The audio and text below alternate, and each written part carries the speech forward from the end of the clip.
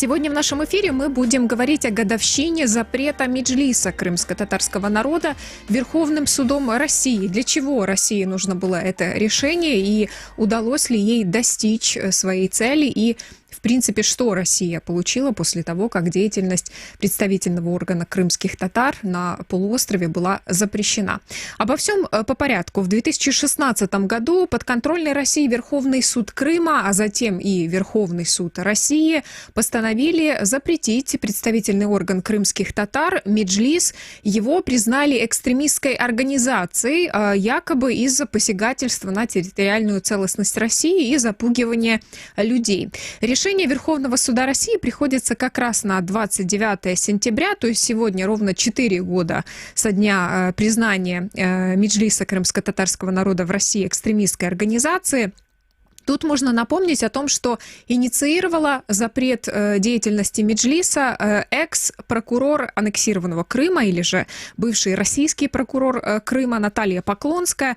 Формальным поводом послужило обращение в российскую прокуратуру Крыма нескольких пророссийских общественных организаций крымских татар с обвинениями Меджлиса, в частности, в так называемой блокаде.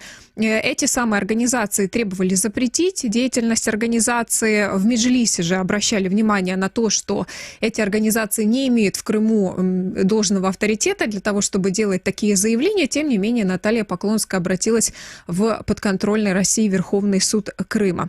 Стоит напомнить о том, что Меджлис крымско-татарского народа был основан в 1991 году после возвращения крымских татар на свою историческую родину из места депортации.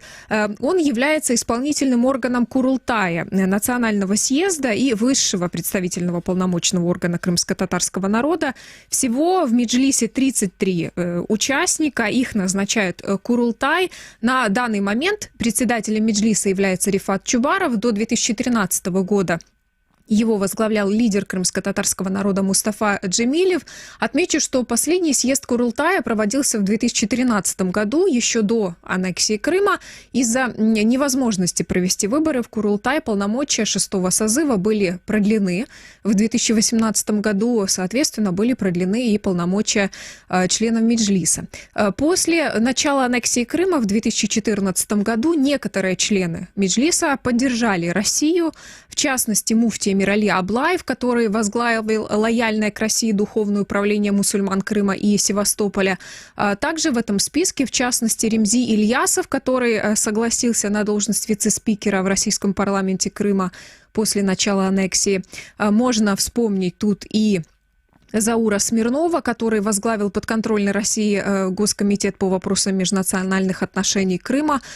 После 2014 года в Крыму даже проводили так называемые съезды мусульман Крыма, то есть не крымских татар, была уже формулировка новая, но в Меджлисе настаивают на том, что такие мероприятия не имеют ничего общего с Курултаем, вообще являются нелегитимными. Вообще Меджлис приостановил членство тех участников, которые сотрудничают с Россией. Исключить их из состава, согласно регламенту, можно только на сессии Курултая, но пока она не проводилась. Напомню также, что Украина считает незаконным запрет деятельности Меджлиса в аннексированном России Крыму. С требованием отменить решение о запрете выступает также международное сообщество, в частности, Организация Объединенных Наций. Об усилиях Меджлиса на пути к восстановлению своей деятельности в Крыму, в частности, на уровне международных судебных инстанций, мы еще поговорим. Сейчас же к нам в эфир присоединяется по скайпу глава Меджлиса крымско-татарского народа Рифат Чубаров. Рифат ага, добрый вечер. Добрый вечер. Как запрет Меджлиса крымско-татарского народа повлиял на общественно-политическую жизнь в Крыму в условиях аннексии? Вот по истечению этих 4 лет, что вы можете сказать? Ну, первое то, что запрет Меджлиса российскими оккупационными судами, он сопровождается также и подкрепляется целым рядом статей в Уголовном кодексе Российской Федерации. Я не имею в виду и специально принятых в связи с Меджлисом, но Меджлис не просто запрещен, но он отнесен к организациям, осуществляющим,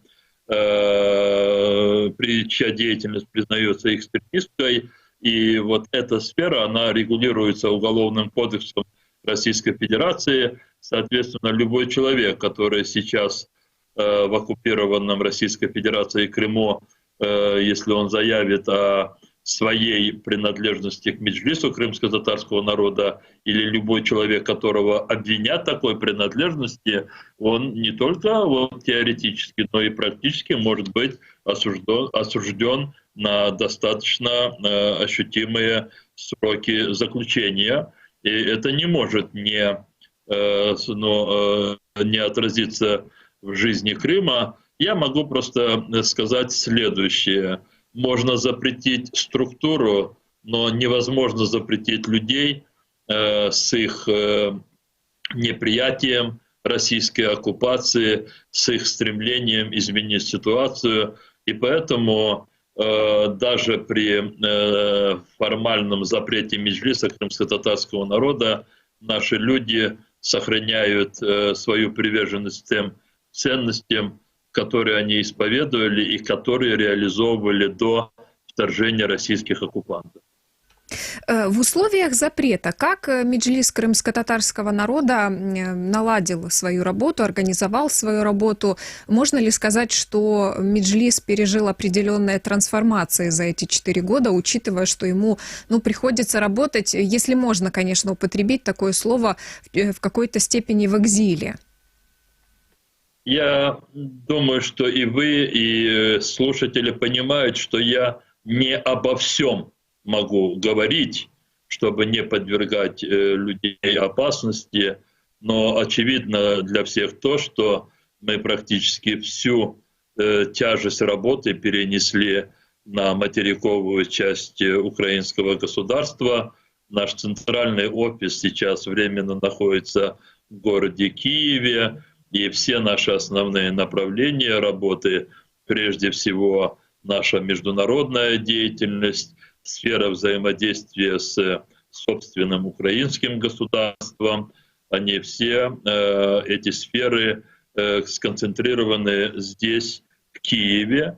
Но хочу сказать, что для Крыма остается очень много направлений, которые актуальны и в условиях оккупированности Крыма, и эти сферы те, из чего состоит ежедневная жизнь и отдельного индивидуума, отдельного человека, и большой группы людей.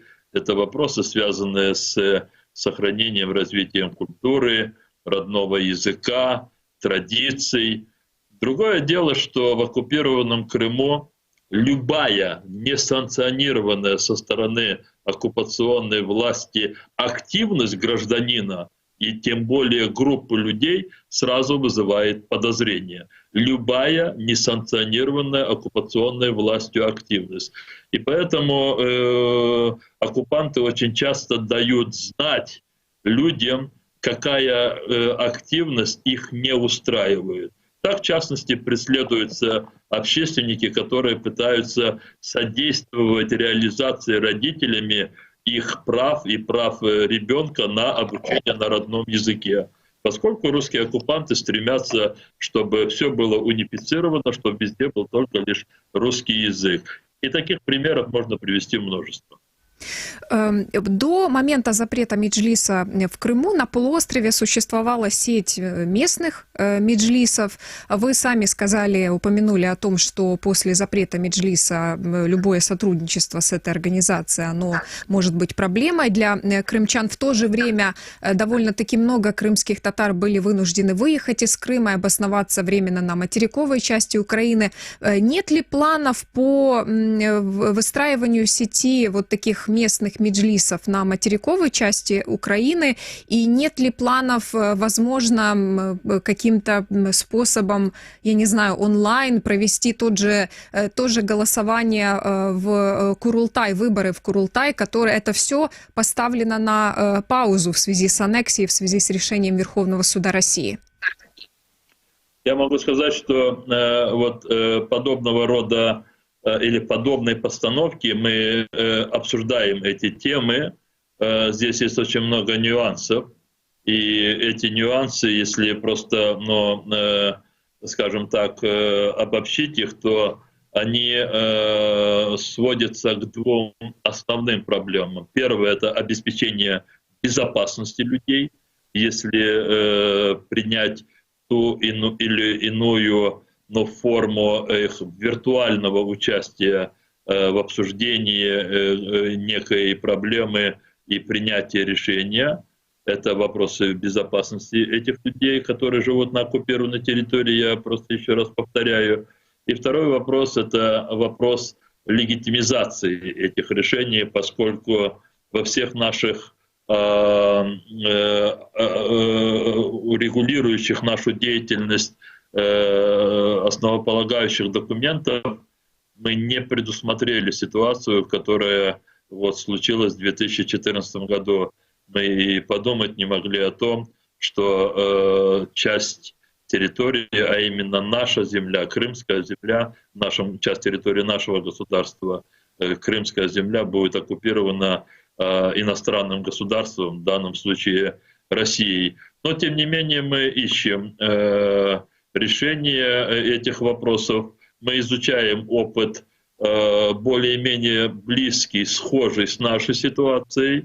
Так мы изучали ситуацию в Грузии с органами власти территории, которая сейчас провозглашена как независимым государством при поддержке российских войск, это Абхазия.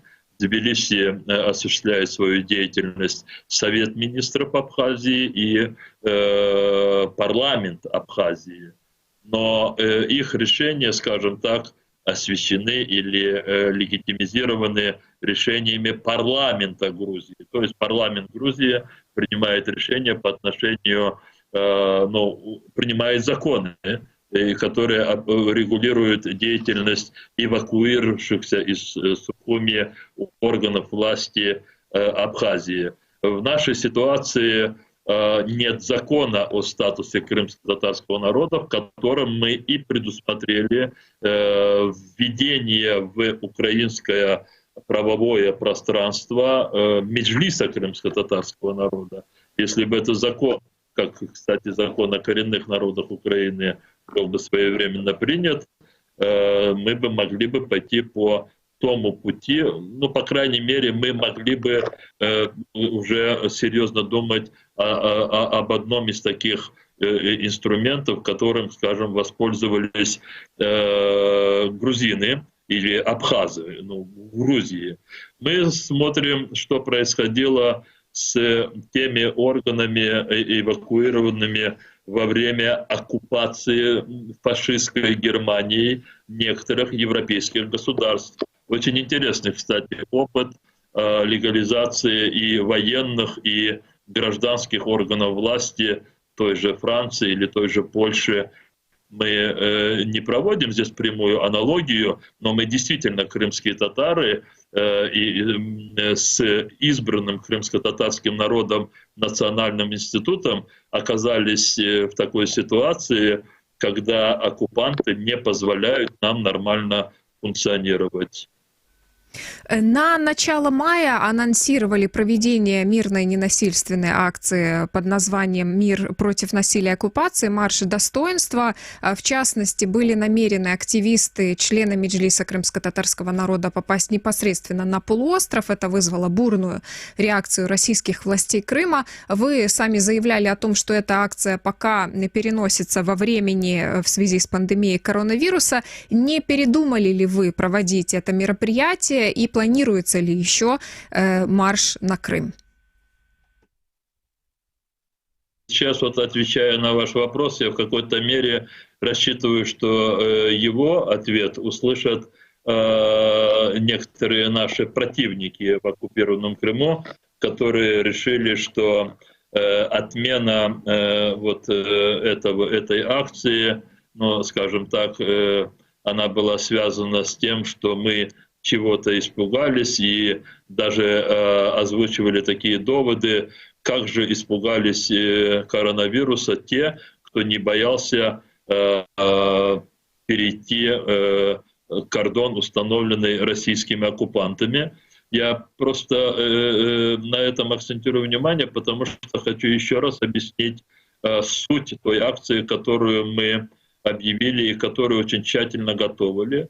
А эта суть состояла в том, что вместе с нами, с крымскими татарами, гражданами Украины, вместе с народными депутатами Украины, с нами должны были с одной территории Украины, с материковой части, которая подконтрольна центральному правительству, перейти на сторону, которая контролируется российскими оккупантами, также ряд известных европейских политиков, которые представляют различные международные организации, как ОБСЕ, Совет Европы. По крайней мере, в этих двух организациях мы с нашими партнерами работали. И поэтому, как только создадутся условия, когда будет свободное перемещение между государствами, я имею в виду Украиной и другими государствами, мы возобновим нашу работу с известными европейскими политиками, которые в подтверждение полномочий собственно ими представляемых международных организаций, подтверждение силы тех решений, которые принимаются этими организациями и которыми укрепляется украинский статус временно оккупированного Крыма, мы работаем с ними, чтобы они с нами перешли на оккупированную часть территории Украины. И поэтому эта акция в любом случае будет проведена. Только состоится ли теперь она именно в том виде, как мы ее начинали продумывать, или к тому времени в мире произойдут достаточно кардинальные изменения, еще просто рано, может быть, прогнозировать, или даже невозможно прогнозировать, но вы видите, мир меняется ежедневно. Те, кто вчера еще думал о том, что Азербайджан смирится с оккупацией 20% своей территории, сегодня они видят о том, что страна поднялась и укрепилась настолько, что она решила реализовать свое право на восстановление территориальной целостности. Мы думаем, что в ближайшее время и в Европе могут, и в мире в целом произойти такие ситуации, когда решение оккупированных территорий, решение о восстановлении территориальной целостности государств, чьи территории оккупированы Россией, они могут получить совершенно иное разрешение, эти проблемы. Мы на это работаем. А какой будет в итоге выход, какое будет развитие ситуации, это зависит от множества наших факторов. Самое главное, что мы не складываем руки, и мы работаем на то, чтобы как можно быстрее освободить нашу землю. Рифат ага, вот как вы считаете, есть ли вероятность пересмотра России решения о запрете Меджлиса? Если мы, конечно, не говорим о каких-то кардинальных переменах, а говорим о той системе, которая существует в России сейчас. Вот в тех условиях, которые сейчас существуют, собственно, в России, я не вижу никаких таких признаков того, чтобы, скажем, Россия сама содействовала тому, чтобы на оккупированной ею территории функционировали бы демократическим путем сформированные органы. Меджлис крымско-татарского народа — это представительный орган коренного народа Крыма, члены которого избираются делегатами Курултая, избранного самим крымско-татарским народом. Такие конструкции для сегодняшней путинской власти, они просто противопоказаны в их собственной стране. Вот сегодня буквально перед тем, как вы включились, вы меня включили передачу, я как раз читал о том, что очередное громкое, очень длительное заключение одному из российских историков, который всю жизнь занимался исследованием преступлений сталинизма. Россия все больше и больше под давлением внешних всех факторов, особенно после отравления Навального, после такого брутального попытки вмешательства в белорусские дела. Я уже не говорю про Сирию, про Ливию и другие проблемные регионы. Россия все больше и больше уже изолируется со стороны даже тех стран, чьи лидеры еще полгода назад допускали о каких-то широких диалогах с Путиным. В частности, выражение Макрона, свидетельство, упрекающее в том, что Путин является обманщиком, очень многого, мне кажется, стоит. Встреча Меркель с Навальным. Проблема ведь не в Навальном, проблема всегда в Путине. Встреча Меркель с Навальным, чье имя Путин, Путин никогда не выговаривает и запрещается его имя выговаривать другим высокостоящим чиновникам, это есть не просто, скажем так, демонстрация силы Навального, это есть вызов Путину. И мне представляется, что единственным выходом для того, чтобы в Крыму могли функционировать демократически формируемые представительные организации и особенно представительный орган коренного народа Крыма Меджлис, это деоккупация Крыма. Из других я условий не вижу. Поняла, спасибо вам большое. С нами на прямой связи по скайпу был глава Меджлиса крымско-татарского народа Рифат Чубаров. Я тут позволю себе небольшое отступление. Действительно, прямо буквально перед нашим эфиром стало известно о том, что в России Верховный суд Карелии увеличил срок историку Юрию Дмитриеву, который занимался в частности исследованием темы Сандармоха. Стало известно о том, что вместо 3,5 лет колонии, которые были назначены ему ранее, российский Верховный суд Карелии назначил историку 13 лет колонии строгого режима, то есть увеличил срок отбытия наказаний. Сегодня в эфире радио Крым Реалии мы говорим о том, что принесло Крыму и что принесло России, которая аннексировала Крым, решение запретить на полуострове деятельность Меджлиса крымско-татарского народа, коренного народа Крыма, как раз 29 сентября, ровно 4 года с момента, когда Верховный суд России принял соответствующее решение. Я обещала читать ваши комментарии у нас под YouTube или Facebook трансляция. Я вижу, что есть комментарий, например, да мы тут как-то прекрасно обходимся и без Меджлиса. Вы, слушатель, вы себя не идентифицировали, вы из Крыма или нет? Есть еще такой комментарий. Меджлис — это тот орган, который позволяет сохранить идентичность народа, поэтому запрет представительного органа крымских татар — это преступление против человечности. Напомню, что у вас есть возможность не только оставлять свои комментарии у нас под YouTube, Facebook трансляции, вы можете также звонить нам в прямой эфир по телефону 8 800 10 06 926. У нас есть слушатель на прямой телефонной связи. Добрый вечер. Кто вы, откуда? Пожалуйста, ваш вопрос или реплика по теме. Здравствуйте, Ирина Юмовская, это Александр из соседней России, из Москвы. И реплика, и будущий вопрос у меня будет. Реплика такова, что наши убийцы все делают для того, чтобы не было связующей. Посмотрите, самое элементарное. В Москве за 2 года или за 3 года до начала аннексии Крыма и войны на Донбассе, оккупации, было убрано общество украинцев, то же самое сделано и в аннексированном Крыму, чтобы не было этого сообщества, которое бы мог бы объединять. Да, правильно Рифат Чубаров сказал, что можно убрать легализацию, нельзя убрать людей, но все равно, когда есть что-то объединяющее, это более направленно действует. А вопрос в будущем спикерам. Все-таки какие действия будет принимать татарский народ против всех тех негодяйств, которые делают наши убийцы? Потому что, и на мой взгляд, субъективно, надо больше подавать всяких, во всякие суды, во всякие организации. Да, спасибо вам большое. Мы обязательно этот вопрос зададим. Планируем поговорить об этом непосредственно с человеком, который занимается этими обращениями, в частности, международные судебные инстанции. Оставайтесь с нами. Спасибо за ваши звонки.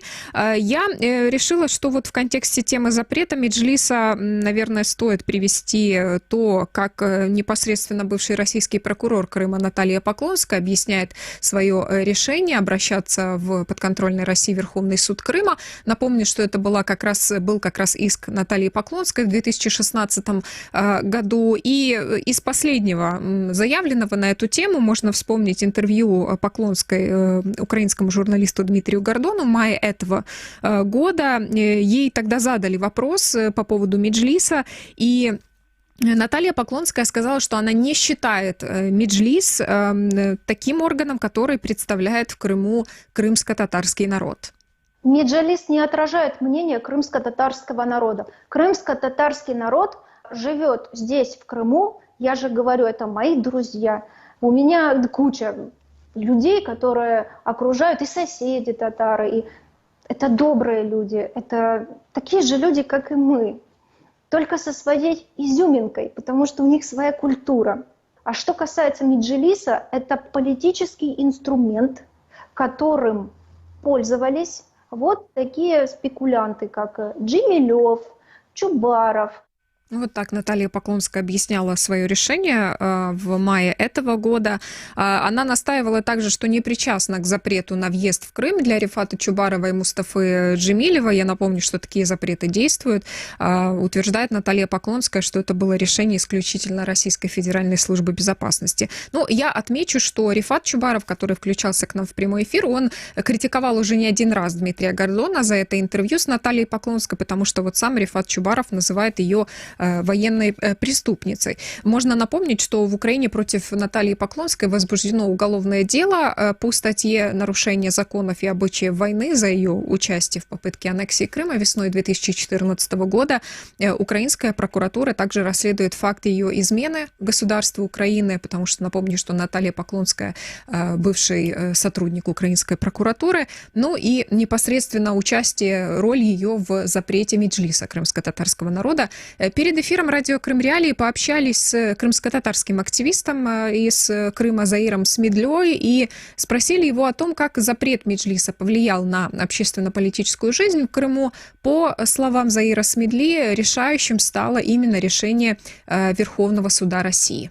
Начиная с этих пор уже невозможно было проводить в Крыму ни заседания Меджлиса, ни делать заявлений от имени нашего исполнительного органа. Но это дело с одной целью, чтобы никто не говорил правду о том произволе, который чинится в Крыму, о тех арестах, обысках, похищениях, убийствах наших соотечественников.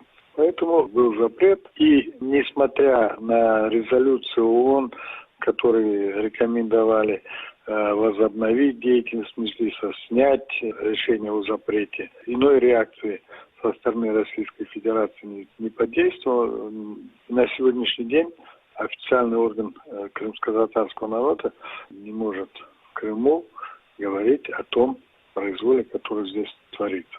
В то же время, по мнению Заира Смедли, достичь этой цели на 100% не удалось, потому что Меджлис крымско-татарского народа продолжает работу на материковой части Украины. Мы также задали вопрос активисту, вот есть ли возможность в нынешних условиях реализовать себя тем крымским татарам в Крыму, которые хотели бы заниматься общественно-политической деятельностью? Таких возможностей нет. Если ты согласен принять те условия, которые тебе спустят сверху, если ты должен будешь быть, как те три обезьяны, ничего не вижу, ничего не слышу, ничего никому не скажу, то тогда тебе какую-нибудь халтурную ахламонию, автономию дадут возглавить и будут постоянно периодически пинать, чтобы говорить, ай, как там в Украине плохо, ай, какой плохой Джемилев или Чубаров. Ну, иногда за это чего-нибудь там в кормушку отсыпать. Ну и еще один вопрос, который мы задали крымско-татарскому активисту Заиру Смедли. Мы спросили его, вот можно ли сказать, что те члены Меджлиса, которые после 2014 года решили в пользу сотрудничества с российскими властями Крыма, что у них действительно есть возможность представлять интересы коренного народа?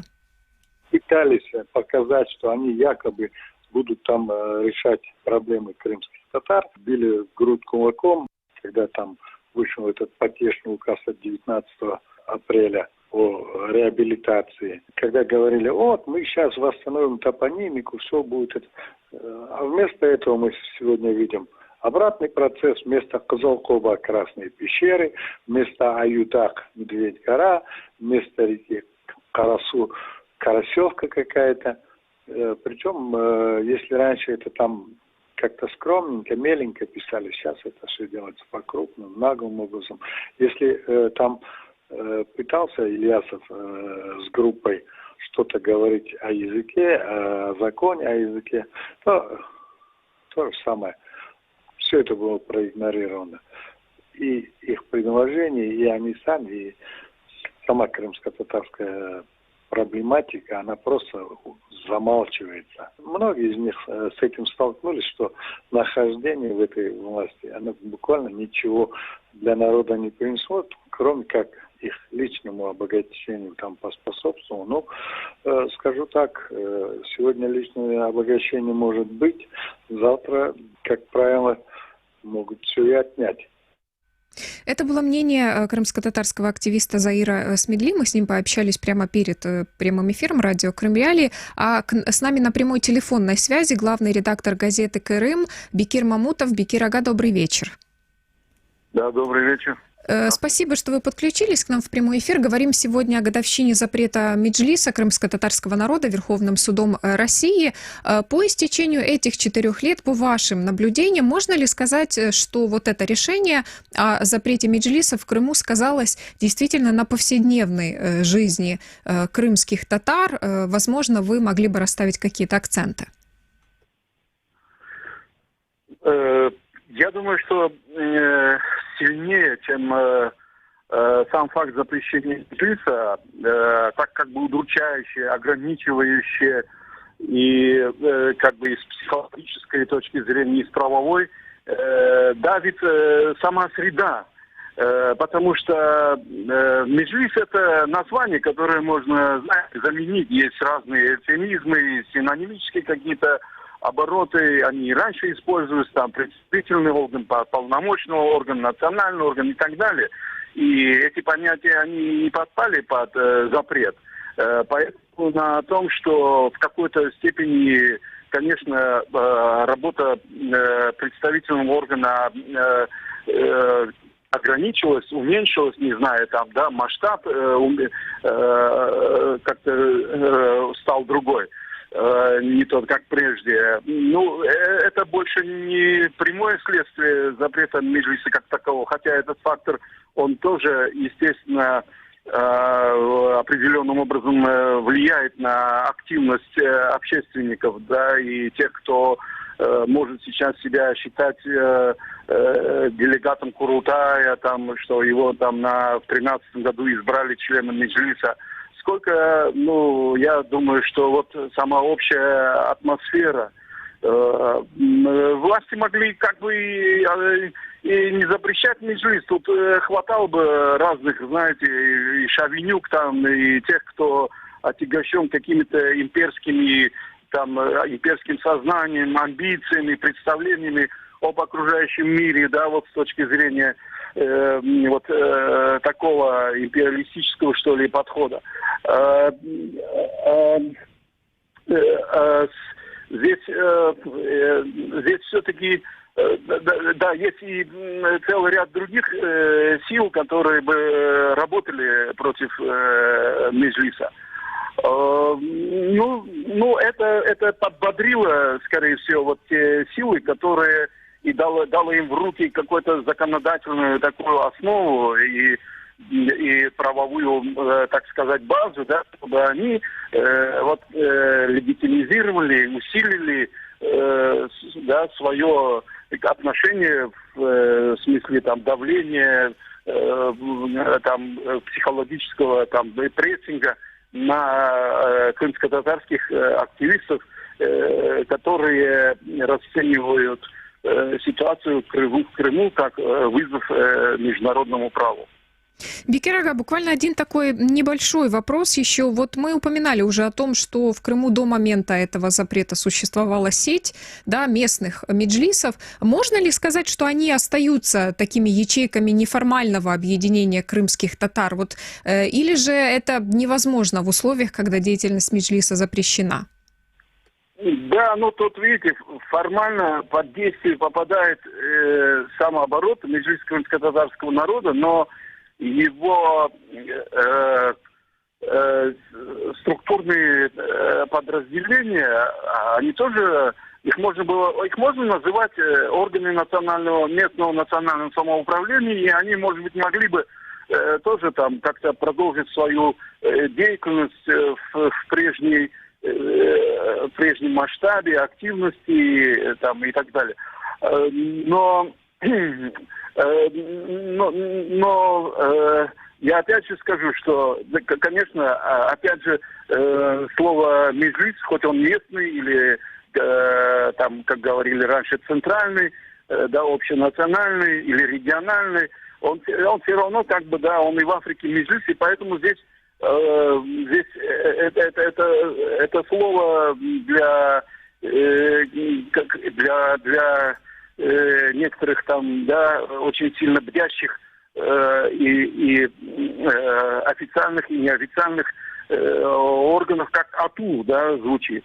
Я опять же скажу, что все эти ограничения в деятельности, уменьшение масштаба, да, былой работы, оно как бы формируется больше под прессом общей какой-то обстановки.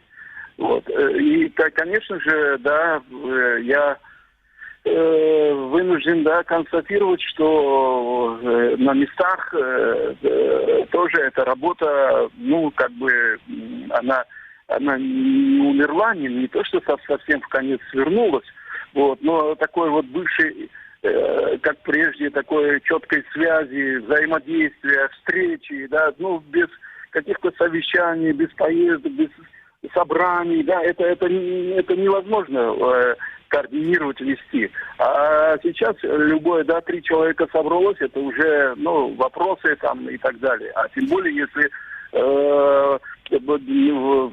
узнают там органы, что это общественники собираются, активисты, да, ну, понятно, с какой целью, да, это навредить там. Поняла ваше мнение. Спасибо вам большое. Это был главный редактор газеты КРМ Бекир Мамутов. Напомню, что говорим в эфире радио Крым Реалии сегодня о том, как повлияло решение Верховного суда России на запрет деятельности меджлиса крымско-татарского народа, внесение этого органа в список экстремистских организаций в России. И с нами на прямой телефонной связи российский адвокат Николай Полозов, который непосредственно занимается отстаиванием, можно сказать, репутации меджлиса, в частности, в международных судебных инстанциях. Николай, добрый вечер. Да, здравствуйте. Что из себя сейчас представляет борьба меджлиса, да, за возобновление своей деятельности в Крыму? Вот те процессы, которыми, возможно, занимаетесь конкретно вы. Ну, здесь прежде всего надо отметить решение Международного суда ООН, который еще в 2017 году вынес промежуточное решение по иску Украины к Российской Федерации. Иск тогда касался нарушения 2 международных конвенций со стороны России. Это Конвенции о противодействии всех форм расовой дискриминации и Конвенция о противодействии терроризму. И удовлетворяя исковое требование Украины об обеспечительных мерах, Международный суд ООН обязал Российскую Федерацию немедленно возобновить деятельность межлиса крымско-татарского народа, который де юре, де-факто в России запрещен. Вот. С того момента российские власти не предприняли никаких эффективных попыток выполнить решение Международного суда ООН.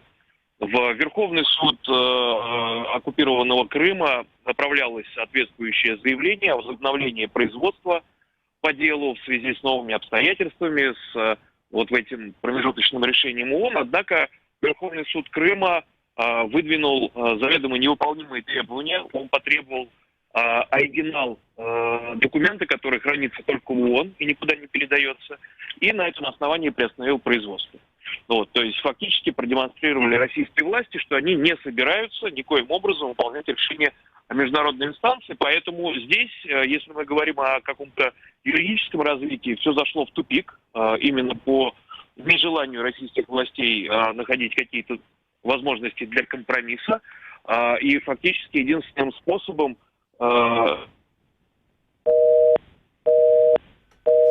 Сейчас попробуем перенабрать Николая Полозова. Напомню, что с нами на связи был российский адвокат Николай Полозов, и как раз у него мы пытались получить ответ и на вопрос нашего слушателя, который нам звонил, вот как Меджлис пытается вернуться к работе на аннексированном Россией полуострове. Напомню, что в 2016 году Верховный суд России подтвердил решение подконтрольного России Верховного суда Крыма запретить Меджлис крымско-татарского народа. С тех пор эта организация считается в аннексированном Крыму экстремистской, такой деятельность которой запрещена. И вот как раз сегодня в эфире радио Крым Реалии мы пытаемся выяснить, что дал России запрет Меджлиса в Крыму и как Меджлис крымско-татарского народа, который сейчас довольно-таки ограничен в своей работе на территории аннексированного Крыма, точнее влиянии, да, как он пытается отстоять свою репутацию в международных судебных инстанциях. С нами на связи опять есть адвокат Николай Полозов.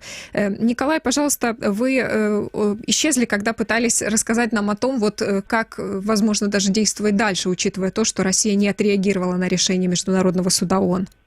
Да, в этой связи, к сожалению, юридические, скажем так, возможности, они пока исчерпаны, по крайней мере, до того момента, когда Международный суд ООН вынесет окончательное решение по заявленному иску.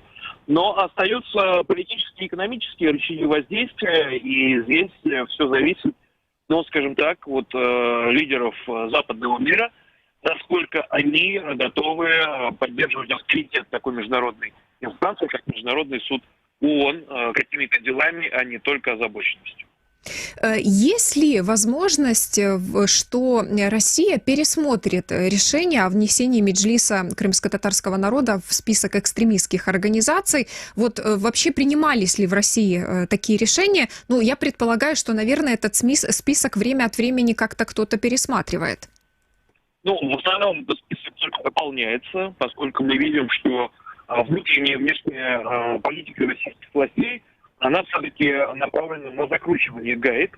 И я боюсь, что при нынешней конфигурации российского руководства какой-либо пересмотр не только в отношении Меджлиса, но и ряда других организаций, которые по факту не являются экстремистскими, не угрожают безопасности Российской Федерации, может быть, когда-то будет пересмотр, но не сейчас.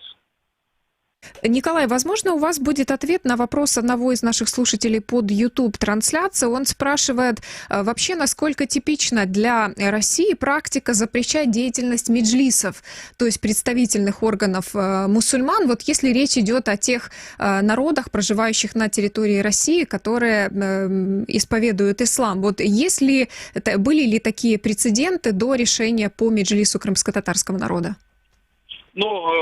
Подобные были решения. Вот последнее из того, что мне приходит в голову, это фактически запрет деятельности ингушской организации Совет Старейшин. Это произошло после того, как были массовые выступления в связи с неправильным, по мнению ингушской стороны, определения ингушско-чеченской границы. Это было 2 года назад.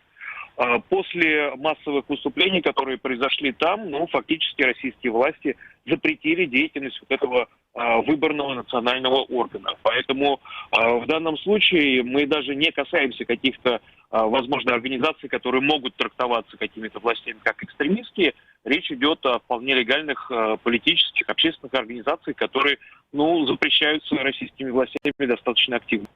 Буквально один еще такой вопрос. Вот как защита в международных судебных инстанциях Меджлиса крымско-татарского народа аргументирует то, что решение Верховного суда России и подконтрольного России Верховного суда Крыма это было политическое решение? Потому что если опять-таки возвращаться к тому, что говорила та же бывший российский прокурор Крыма Наталья Поклонская, которая обращалась с иском в Верховный суд Крыма, так называемый, она говорила, что этот запрет обусловлен исключительно тем, что Меджлис крымско-татарского народа проводит на территории Крыма экстремистскую деятельность. Но здесь, опять-таки, вопрос, как российские власти, как крымские коллаборационисты трактуют экстремистскую деятельность. Когда речь идет о международных инстанциях, все идет по большому гамбургскому счету. Речь идет не о том, что Крым является какой-то российской территорией. Речь идет о том, что это территория, которая находится под оккупацией. Соответственно, в данных обстоятельствах применяются специфические конвенции, в том числе о защите гражданского населения на оккупированной территории 4-й Женевской конвенции и ряд других. И по международным документам, по международным соглашениям, участником которых является в том числе Российская Федерация, деятельность Меджлиса абсолютно легально, абсолютно подпадает под защиту этих конвенций, что, собственно, Международный суд ООН и установил. Спасибо вам большое. Это был российский адвокат Николай Полозов, который занимается делом Меджлиса крымско-татарского народа в международных судебных инстанциях. У нас была возможность услышать, в частности, какие международные судебные инстанции рассматривают и уже вынесли решение по Меджлису крымско-татарского народа. Я напомню, что в 2017 году Украина в Международном суде ООН инициировала дело против России с целью ее привлечения к ответственности за финансирование и поддержку актов терроризма в Украине, а также за участие в совершении актов расовой дискриминации в рамках осуществления актов агрессии против Украины. И вот в частности рассматривали и вопрос положения крымских татар на полуострове, вопрос дискриминации не только украинцев, но и коренного народа Крыма, крымских татар. Кроме того, Украина направляла запрос в Международный суд ООН с просьбой принять соответствующие временные меры, учитывая неотложный характер ситуации. И такое решение в 2017 году судом было принято. Речь идет о временных мерах, и в этом документе ООН, Международный суд ООН требовал от России выполнить эти временные меры, которые, в частности, касались бы того, что Россия отменила бы запрет Меджлиса крымско-татарского народа в Крыму и обеспечила в Крыму обучение на украинском и крымско-татарском языках. Я напомню, что мы говорили немного и о положении местных меджлисов в Крыму, и тут можно вспомнить о деле Эльвира Аметова, который является председателем Судакского регионального меджлиса, по крайней мере, был им до момента запрета деятельности Меджлиса на территории аннексированного Крыма. Дело в том, что в этом году российские силовики приходили с обысками к нему. В мае этого года Эльвиру Аметову пришлось даже заплатить подконтрольному России суду Судака 150 тысяч рублей штрафа. В данном случае речь шла о его предпринимательской деятельности, но против Эльвира Аметова, который возглавляет Судакский региональный меджлис, возбуждено уголовное дело по статье «Незаконное приобретение, сбыт, хранение оружия». Причем в этой истории речь идет об экспонатах из музея древностей, которые Эльвир Аметов оборудовал у себя дома. В своем музее он уже более 20 лет собирает древние предметы, в том числе копья, стрелы, ножи, и вот вся эта коллекция, она стала предметом интереса российских силовиков.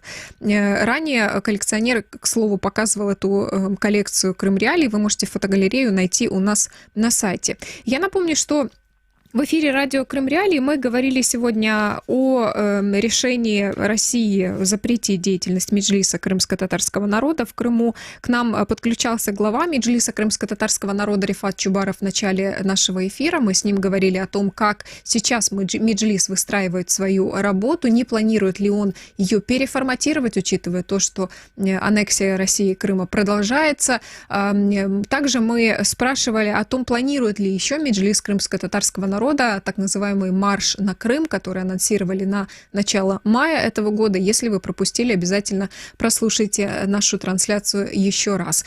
Я напомню нашим слушателям, что у нас есть номера студийных телефонов, время от времени я их повторяю, 8 800 10 06 926 и 044 490 29 05. Эти телефоны работают не только в режиме прямого эфира, они работают так же, как автоответчик в те промежутки времени, когда у нас нет прямого эфира, поэтому если у вас есть какие-то пожелания, замечания, предложения по темам, звоните, и мы, и наши редактора обязательно будут слушать и предлагать эти темы в эфир. Я же, Елена Римовская, с вами прощаюсь. До свидания.